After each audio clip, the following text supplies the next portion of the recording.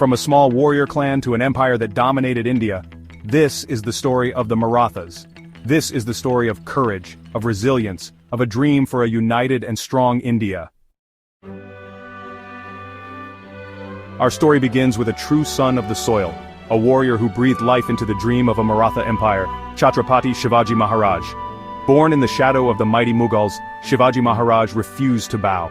He saw the injustice, the oppression faced by his people, and vowed to fight for their freedom. He wasn't just a warrior, he was a visionary leader. He understood the importance of unity, of bringing together the different Maratha clans under a single banner. Shivaji Maharaj was a master strategist. He used guerrilla warfare, lightning strikes, and strategic alliances to outmaneuver the Mughals. His life was tragically cut short, but his legacy, his dream of Swaraj self-rule, lived on. Shivaji Maharaj's legacy fell upon the shoulders of his brave son, Sambhaji Maharaj.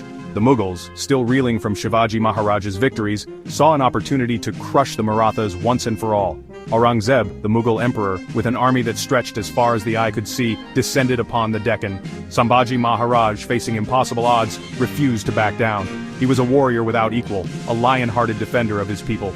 He fought with unmatched ferocity, repelling Mughal attacks, turning the tide of battles with his courage. He became a symbol of Maratha resistance, a beacon of hope in those dark times. Sambhaji Maharaj, through treachery and deceit, was captured by the Mughals. Even in captivity, he remained defiant, refusing to bow to Aurangzeb. His death, though a terrible loss, only strengthened the Maratha resolve. The Marathas, though heartbroken, refused to be cowed. Sambhaji Maharaj's brother, Rajaram Maharaj, took up the mantle of leadership. The Mughals thought they had broken the Marathas, but they underestimated the spirit of these warriors. Rajaram Maharaj, understanding the might of the Mughal army, retreated south. He would use the terrain to his advantage, wage a war of attrition, a war of resilience. From the dense forests of the Western Ghats, they launched surprise attacks, disappearing like ghosts into the night. They disrupted Mughal supply lines, harassed their outposts, and kept the Mughal army on its toes. Rajaram Maharaj, though constantly on the move, never lost sight of the bigger picture. Chapter 4. Shahu Maharaj, the Rise of the Peshwas. The war with the Mughals raged on. Rajaram Maharaj, after years of tireless struggle, breathed his last, leaving behind a young son, Shahu. Aurangzeb, cunning as ever, saw an opportunity. He released Shahu, hoping to use him as a pawn against the Marathas. But Shahu Maharaj was no fool. He returned to the Deccan, not as a puppet but as a king. The Maratha Confederacy needed rebuilding. Shahu Maharaj, recognizing talent and loyalty, appointed Balaji Vishwanath as his Peshwa. This marked a turning point in Maratha history.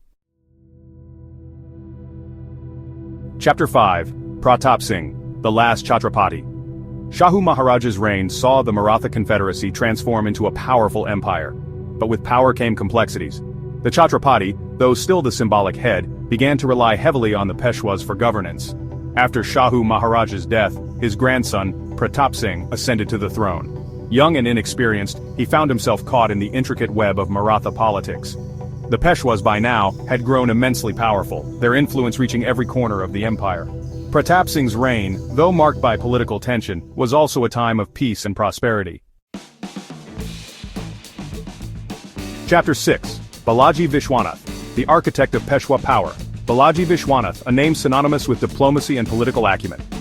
Appointed as Peshwa by Shahu Maharaj, he navigated the treacherous waters of Mughal politics with unmatched skill. The Marathas, under his guidance, adopted a more strategic approach.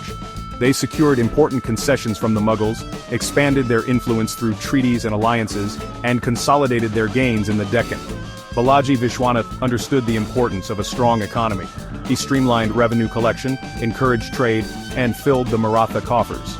He set the stage for his successors to expand Maratha power far and wide. Chapter 7. Bajirao. The name still evokes a sense of awe, a warrior who took the Maratha banner to every corner of India. Son of Balaji Vishwanath, Bajirao was destined for greatness. A brilliant cavalry commander, a master strategist, he redefined warfare in 18th century India. From the Deccan to Delhi, from Gujarat to Bengal, Bajirao's cavalry thundered across the subcontinent, expanding the Maratha Empire at an unprecedented rate.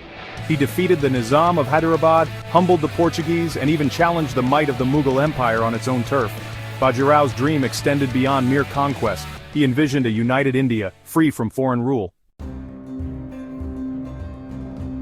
Chapter 8. Bajirau's untimely death left a void in the Maratha leadership. His son, Balaji Bajirao, also known as Nana Saheb, inherited his father's ambition but not his military genius. The Maratha Empire, now a vast realm stretching from the Himalayas to the south, faced new challenges. Nana Saheb, though a capable administrator, lacked his father's strategic vision. He indulged in courtly intrigues, his reign marked by internal conflicts and power struggles. The Maratha Confederacy, once united under a common goal, was slowly being torn apart by personal ambitions. The enemies of the Marathas, sensing weakness, saw an opportunity. The Afghan king, Ahmad Shah Abdali, with his fierce army, descended upon North India. The Marathas, though weakened by internal strife, rose to the challenge, leading to the fateful Third Battle of Panipat. Chapter 9. The defeat at Panipat sent shockwaves through the Maratha Empire. The dream of a united India seemed to slip away. But from the ashes of defeat rose a new leader, Madhav Rao the Nana Saheb's son. He inherited a crumbling empire and a demoralized army. But Madhav Rao was no ordinary ruler. He possessed the strategic brilliance of his grandfather, Bajirao I, and the administrative acumen of his father. He reorganized the army, improved revenue collection, and strengthened the Maratha hold over their core territories. Madhav Rao's reign, though tragically cut short due to illness, offered a glimmer of hope, a brief resurgence of Maratha power. Chapter 10. Baji Rao II, the last Peshwa. The Maratha Empire, despite Madhav Rao's best efforts, was on the decline. Internal strife, coupled with the rising power of the British East India Company, cast a long shadow over the once mighty empire. Baji Rao II, the last Peshwa, inherited a legacy of greatness but also a burden of responsibility he was ill-equipped to bear. Unlike his illustrious predecessors, Baji Rao II lacked the vision, the courage, and the unity to face the new challenges. The British, sensing an opportunity, exploited the divisions within the Maratha ranks. Baji Rao II, defeated and disillusioned, surrendered to the British in 1818, marking the end of the Maratha Empire. Chapter 11. Shivaji Bhonsle, Seeds of Rebellion. But the story of the Marathas doesn't begin with Shivaji Maharaj. We must travel back further, to his father, Shivaji Bhonsle. Shivaji, a fierce warrior in his own right, served under various Deccan sultanates, including the mighty Adil Shahi dynasty of Bijapur. Shivaji was known for his bravery, his loyalty, and his strategic acumen. He earned the respect of his peers and the admiration of his troops. He fought in numerous battles, expanding the territories of his overlords and proving his mettle as a skilled military commander. However, Shivaji's loyalty was often tested. The Deccan sultanates, riven by internal conflicts and power struggles, were unreliable masters. These experiences, these betrayals, left a deep impact on his young son Shivaji. Chapter 12. Rajputs and Marathas, a complex relationship. The story of the Marathas is intricately woven with the tales of other great warrior clans of India, and none more so than the Rajputs. Theirs was a relationship of mutual respect but also one fraught with rivalry and ambition. Both the Rajputs and Marathas were proud warrior cultures, fiercely independent and deeply protective of their homelands. They shared a common enemy in the Mughals, and at times fought side by side to resist Mughal expansion. Despite their differences, the Rajputs and Marathas played crucial roles in shaping the destiny of India. As the Maratha Empire grew, so did the complexities of its administration. The Chhatrapati, once the undisputed leader, found his role gradually diminishing. The Peshwas, originally appointed as prime ministers, began to wield more and more power. The Peshwas, with their control over the army and revenue, became the de facto rulers of the Maratha Empire. They led armies into battle, negotiated treaties, and made crucial decisions that shaped the destiny of the empire. The Peshwas, unlike the Chhatrapatis, who were bound by tradition, were more adaptable and pragmatic. This shift in power, though it ultimately contributed to the Maratha decline, is a fascinating study in political evolution. For 27 long years, Aurangzeb, the Mughal emperor, waged a relentless war against the Marathas. He poured vast resources, sacrificed countless lives, all in a bid to crush the Deccani rats, as he disparagingly called them. But Aurangzeb, despite his might, had underestimated the Maratha spirit. He failed to understand that he wasn't just fighting an army, he was fighting an idea of independence, of self-rule, that resonated with the masses. In 1707, after decades of conflict, Aurangzeb breathed his last in the Deccan, his dream of crushing the Marathas unfulfilled.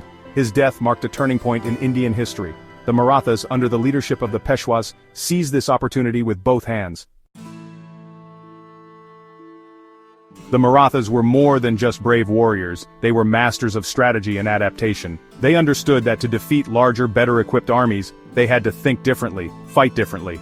And so they turned to guerrilla warfare, a tactic that would become synonymous with Maratha military prowess. They used the rugged terrain of the Deccan to their advantage, launching surprise attacks, disappearing into the hills, and keeping their enemies off balance.